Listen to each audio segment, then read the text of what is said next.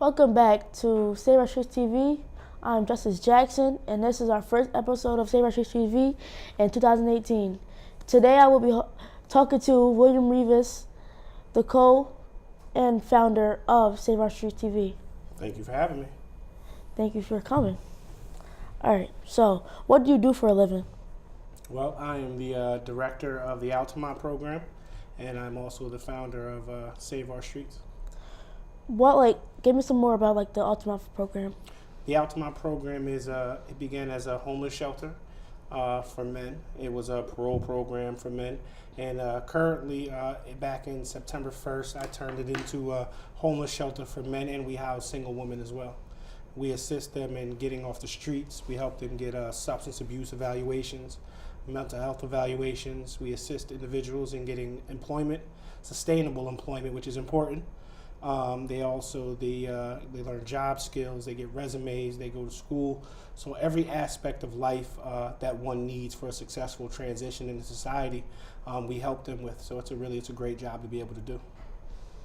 So you said that you're the founder of Save Our Streets, right? Yeah. How'd you come up with Save Our Streets? The funny thing about Save Our Streets is I didn't come up with it. Me, my wife, and my brother, we were sitting at home in, our living room. We were just hanging out one day, and we were talking about, doing just something great in the community to help people. I had gotten a bunch of Christmas gifts together to give to the residents at the homeless shelter because I wanted to assist them and not having to worry about spending money for Christmas for themselves or gifts for loved ones or gifts for their kids. So I thought it was a good idea to get Christmas gifts to give to them so they could give them to their kids so they could save their money so they could move out. So me and my brother and my wife were sitting around joking one day, and it's like, all right, well, we got gifts left over. Let's just go outside and just give them out to people. So if anybody looks, the very first Save Our Streets video, my wife is holding the camera, and me and my brother are walking outside of my office, my job, over at the Altamont program. We walked up Kelton Ave, and we gave Christmas gifts to the kids on Kelton Street. And Santa random drop off, and from that, Save Our Streets was born. Why do you think Save Our Streets is a good opportunity for the community? Well, for 7 years, I've worked with a ton of great nonprofit organizations. I've worked at the Altamont program. I've worked, at Community Fathers Incorporated. I've done work with the City Mission and all these great organizations, and it's been awesome. I learned a lot. I had the opportunity to work with a lot of great people, and there's a lot of great people doing a lot of great work. But what I learned is there's a lot of referral processes. There's a lot of paperwork that goes into people getting help. And for some reason, there's always a group of people that don't receive assistance. So for Christmas time in Schenectady, you have the City Mission, you have Toys for Tots, you have SCAP, you have Bethesda, you have all these places that are giving out Christmas gifts. But something that we noticed when we did our first random Santa drop-off is there were whole blocks in Schenectady with no Christmas lights, no Christmas trees. Christmas Eve, kids were outside running around in the dark. So with Save Our Streets, we wanted to create something where we could operate in what's called the gray space. We can help anybody at any time in any way, shape, form, or fashion, and there's nothing tied to it. We don't get nothing out of it. We just enjoy assisting people. We enjoy popping up in the community. We enjoy the energy. We enjoy the love. We enjoy the support. So, that is where it's born out of, and that's just what we do. Sounds good. What's your vision for Save Our Streets? JJ, you're my vision for Save Our Streets. Hollywood, my daughter Jelana, the kids, the youth that are in our program, you guys are the future. That's why what we're doing is so important. That's why creating this venue, this TV show, this platform to showcase you guys. Listen, at some point in time, I'm going to have to turn over what it is that I'm doing. So it's best that I prepare you guys now to be able to do that. That's the most inspirational thing about what I do is I love watching you guys grow. And being able to speak with proctors and open stage media just specifically about this wonderful project we have now, creating opportunity to showcase our youth, their voices, their ideas, their perspectives. You guys can take this to the next level. For me, I just want to sit back and just watch because I'm inspired with the things you guys are able to do. I love the fact that you guys are taking over programs. We have the Save Our Streets Youth Volunteer Team. You guys have been all over volunteering and being a part of different people's projects and different agencies and organizations. And you guys may not notice, but people are paying attention to that. You guys have been to the New York State Assembly and received awards on the New York State Assembly floor. It took me till I was like 34 years old to be able to do that. You guys are like 14, 15 years old, and you guys are making strides that a lot of adults aren't making. I'm very proud of you guys, man. You guys are the future. That's the vision. It's whatever you guys want to make it. And specifically, you guys don't have to do what I'm doing. I'm just creating a venue so you guys can do whatever you want to do. You know what I'm saying? That's the most important thing about this is my vision, my dream of success for you guys. It may not be what your dream or your success is. I just want you to understand that it's absolutely possible for you to achieve whatever it is you want to achieve. I don't want to take away from you guys' success. I just want to be able to be there to witness it. And through Save Our Streets, I'm able to do that. And we're able to help tons of kids every year. It has been an absolute blessing to work with you guys and to watch you guys grow, to see you sitting here from where you were when I started with you a couple years ago, the confidence you have, your ability to articulate a point and to make an argument. It's been amazing to watch and to be a part of that. And now you're starting to see in yourself the growth and believe in yourself the things that you can do. So if nothing else, you guys are the vision of Save Our Streets, and you should be the vision of the next group of leadership for our community and our city, period. Why do you like working with the youth? Well, because as a kid growing up in Schenectady, there was always a lot of programs. There was always a lot of great people that were there for me. And that was some of the best times in my life. It was when I met some of my best friends. It was when I had the most fun. Something I've grown to understand in the last few years in working with you guys is the youth are absolutely innocent. Meaning you guys don't have any barriers. You guys don't know to judge people or to treat somebody away. All you guys want to do is be kids. And it's our job as adults to provide you with the tools and the resources necessary to achieve success in the next level of life. And there was a lot of people who tried to do that for me when I was a kid, but I was naive. I didn't know any better. I don't blame any of the decisions I made on anybody else. Everything I ever did wrong was my choice. It wasn't my mom's fault. It wasn't my dad's fault. It wasn't my friend's fault. It wasn't nobody. It wasn't the police fault. It wasn't the government fault. I knew better and I made bad choices. So when I'm dealing with you guys now and learning that, I say to myself, the best thing I can do for my community is to give our youth a place where they can go, where they can grow and they can be bold. You guys have the opportunity to do whatever it is you want to do. And again, I love that part. I love that energy. I love being around it. I love seeing you guys develop and grow. I love thinking what could be next in line for Justice Jackson. At this point in life, I think you've become to understand that you can do anything you want. You were the youngest member of Assemblyman Santa Barbara's student council. And you went in there and held your own with all these other kids from all these different backgrounds. And they were all older than you. And they were all in there and dressed in suits and ties. And you were in there with your sneakers and your t-shirt and your jeans on. Did you feel confident when you were in there? Yeah. Did you feel like you belonged when you were in there? Yeah. When you got up there and spoke, were you confident that your voice mattered? I was kind of shy, but I just did what I had to do. Absolutely. And the response that we got back from that, from the assemblyman and from his people, was that Justice was amazing. The youngest person ever to be involved in a project like that, and you went in there and you showed out. You show improved. You represented not only for yourself and for your family, but for all the youth coming out of our community that they think are not special. That people look at and they think, well, they come from impoverished communities, so they're struggle, or they're bad kids, or they're problem kids. You went in there and proved that stereotype wrong. That's why what we do at Save Our Streets is so important. Because of youth like you, because of Hollywood, because of the Magani kids, because of Alexia, because of Jamel, because of all you guys. You guys set the standard when you guys won the first Youth with Integrity Awards. You guys didn't win those awards because I know you guys and I hang out with you guys. You guys put the work in to win those awards. What event did you guys not volunteer at last year? And you guys are still volunteering at everything now. When I was at the governor's for the governor's speech, I saw Paul Tonko. Do you remember who Paul Tonko was? No. When we did the event at the library, we met with the gentleman, and remember you guys took the picture in front of the horse? Yeah. He's a congressman. He remembered you guys. He remembered you guys running up to the horse in Hollywood, stopping and rubbing the horse. But again, the vision, the energy you guys give off, people all the way in Washington, D.C. and in different parts of the state know who you guys are. They recognize you. They recognize your energy. This is why what we do is so important. A lot of the work that's being done is going to live on long after me. The stuff you guys are going to do is going to go on for a very long time. And I'm excited about that.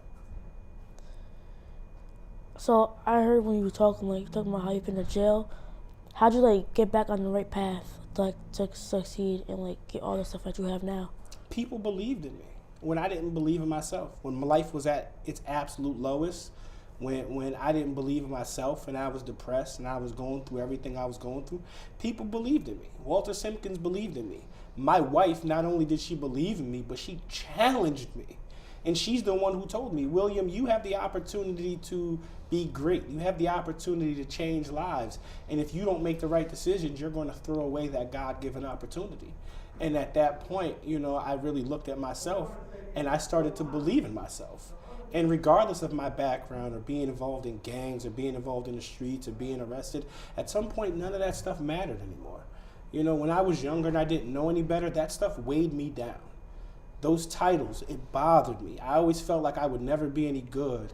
I could never get a job, or I was always going to be poor or stressed out. In fact, the individual who hired me at the Altamont program, the day he hired me, he told me, never try to make a career out of this. All you need to do is just come to work and get your money. I'm the executive director now. I'm the boss now. So to think that 7 years ago, coming out of jail, that I had that opportunity and that the person who hired me didn't believe in me, and for me now to be the director, that speaks volumes about the people who did believe in me and the energy that they gave me. So now all I'm doing is I'm giving back the energy that was given to me, and I'm helping to rebuild a community I personally helped destroy, which is the greatest gift or the greatest thing that I could ever do. Who's your inspiration? What made you do this? My wife is a humongous inspiration in my life. A lot of the times people see strong people and they don't know what they go through. My wife is very sick, and she's always come out and shown support in everything we've ever done. She spent 2.5 months in the hospital, and while she was there, I didn't have the energy or the will to do anything this Thanksgiving or this Christmas. I wasn't going to do a random Santa drop-off. My wife in the hospital is the one who decided, no, William, you're not going to let these kids down. You're not going to let this community down. You need to do that. We have built a tradition. We have built something in this community, and you need to fulfill that. And, my wife is my inspiration. My daughter is my inspiration. Walter Simpkins, my inspiration. He believed in me when nobody else did. My family. You guys are my inspiration. Before in my life where I didn't have inspiration, everywhere I look now, I see inspiration. So, it speaks volumes for where I'm at in life now, because everywhere I look, everybody I see, everybody I come in contact with, I don't just believe in the greatness of myself. I believe in greatness for everybody. And a lot of times people get that misconstrued because I believe that I'm great. People look at that and they think, well, he's arrogant or he's cocky or it's all about him. No, I see greatness in myself, so how can I not see greatness in you? That's why we have the shirts, greatness over hatred. I live by that. I'd rather see the greatness in you than to choose to acknowledge the hatred that's in our country. I'm not taking no part in that. I'm not taking part in no hating activities. I don't. That's not the energy I want around me. I want positive people who are about growth and development. And because I'm inspired by so many awesome and amazing people and stories, that's the energy I choose to give off as well. What's the motto for greatness over hatred? What do you mean by that? Greatness over hatred? It's very simple. I choose to acknowledge the greatness in you and in everybody I come in contact with, rather than take part in the hatred that destroys not only our community, but our country as well. And I say that because it's very hard for somebody to see greatness in you if they don't see it in themselves. And due to social media and what you see on TV and the news, everything is negativity. There's always, this shooting or this violence or this was going on or this crime. You don't see a lot of people showing love or sharing each other's ideas or uplifting each other's spaces or saying, you know what, JJ, you got a great jump shot. It's almost absurd for people to say good job to somebody else, because if I say good job to you, does that mean that I'm no good? Or if I tell you you're a good basketball player, does that mean I'm bad? No, there's nothing wrong with uplifting each other and saying you're great at what you do. Congratulations on the things that you achieve. But it's almost as if people are fearful or they're afraid to acknowledge the achievements of others because they feel like it takes away from them. And I'm not in that space anymore. I used to be. I used to be insecure, like, oh man, I can't tell this person that they're doing good because I might be doing bad. But I'm not in that space anymore. I'm comfortable with telling people, you know what, you're great at this. You're a great teacher. You're a great leader. I'm blessed that I was acknowledged, as part of the Hot 99.1, the Community Leadership Award. And all those people that were a part of that are all great leaders. They all do great things. So for me, it wasn't necessarily competition. I was just blessed to be named with so many other great people. So that's just where I'm at. Greatness over hatred is simple. I choose to acknowledge the greatness in everyone rather than to take part in the hatred that destroys our people. You sound like really busy doing what you have to do. Like, what do you do on your spare time? Read books, watch reality TV with my wife, play PlayStation. I'm just a normal guy. I like all the same stuff everybody else does. I like playing 2K. I like playing Call of Duty. I like to spend time with the family, watching funny movies, laughing and joking. I'm really very normal. It just seems like I'm extraordinary on the outside because I'm a part of so many extraordinary things with extraordinary people like yourself. Do you have any upcoming events? Oh yes, February 16th. Make sure you come out to the Black Panther movie event. We are renting out an entire theater at Bowtie Cinema. Shout out Bowtie Cinema. David Reale and the LYF Supply movement. We are renting out an entire theater downtown Schenectady at Bowtie Cinema. 150 seats, $10 a ticket. Youth, if you want a ticket, all you gotta do is bring your report card. You can come out and take part. It's very important that we engage as a community. So, there's nothing like this going on. Very huge shout out and thank you to the group that's doing it, the All Black Affair in Albany at Colony Center, Ed Hiltz and the team out there. You guys are very inspirational. And it's awesome that you guys are shutting down Colony Center and buying out the entire theater for that. So if we can do it in one city, why not do it in two? If we can do it in two, why not do it in three? Let's buy out theaters across New York State for the movie, and let's engage as a people.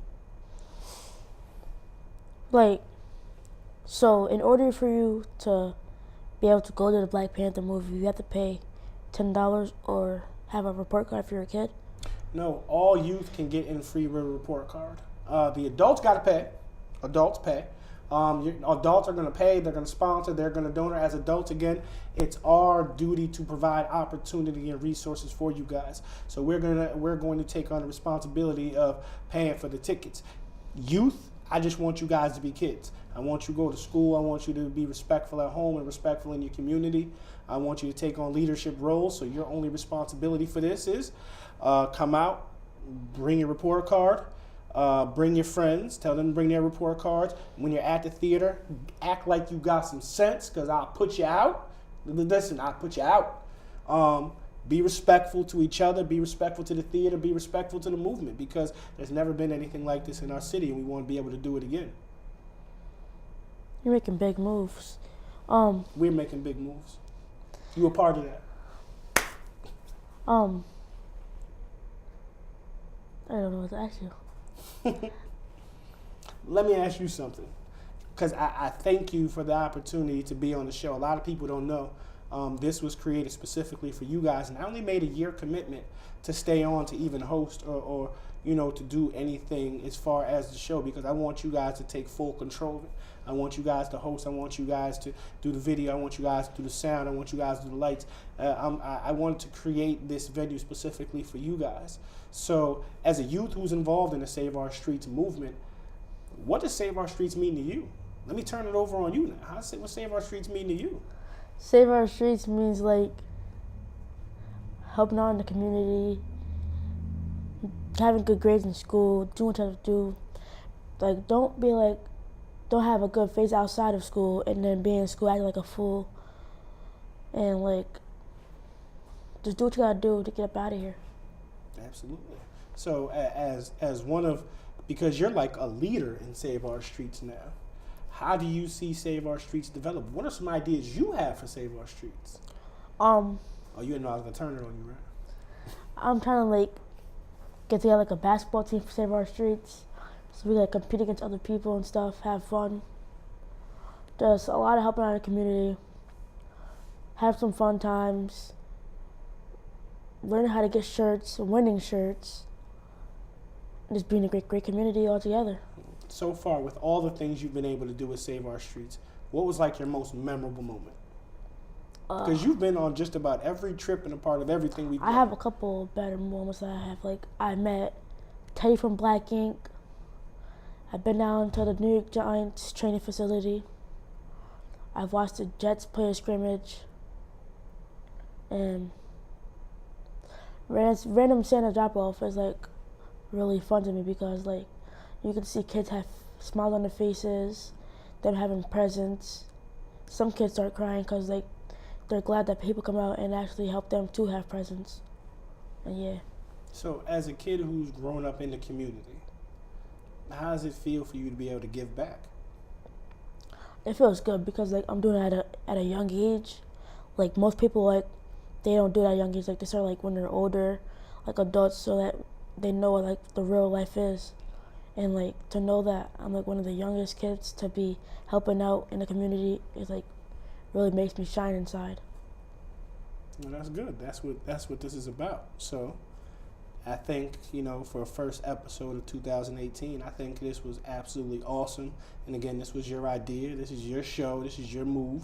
I'm very thankful, that you wanted to have me on it and give me the opportunity to be here and just really sit down and have a conversation with you, because what a lot of people don't know is we do this all the time. We talk frequently throughout the week and just vibe and have these conversations. So to hear you say the things you're saying, it doesn't shock me. It doesn't shock me that you're as smart as you are or as articulate you are. It doesn't shock me that you have an in-depth personality and perspective on our community and the things that you want to do. If anything, it should shock them, and I hope you guys are really paying attention, because you're looking at the next level of leadership with this young man right here. I'm just thankful that him and the rest of the youth that are in the program allow me in their lives, and really thank you to the parents for trusting me and trusting my vision for the youth and the kids in our community, because I really believe our youth can do great things. This is not about us at all. This is always about them, and you have to really keep that in perspective. It's our job as adults just to provide you guys with the tools. It's your job to use them. So I pride myself on being able to go get whatever it is you feel you guys need just to make it great, man. You know what I'm saying? So I'm excited. Thank you for having me on. First episode 2018. No problem. 2018 is going to be a good year for Save Our Streets. We out here. There's a lot of work to do. And if you're not paying attention, we moving. So I thank you for having me. 2018 first episode. Shout out JJ. Shout out the whole Save Our Streets movement. Schenectady. We love y'all. We see y'all. SOS. We're out.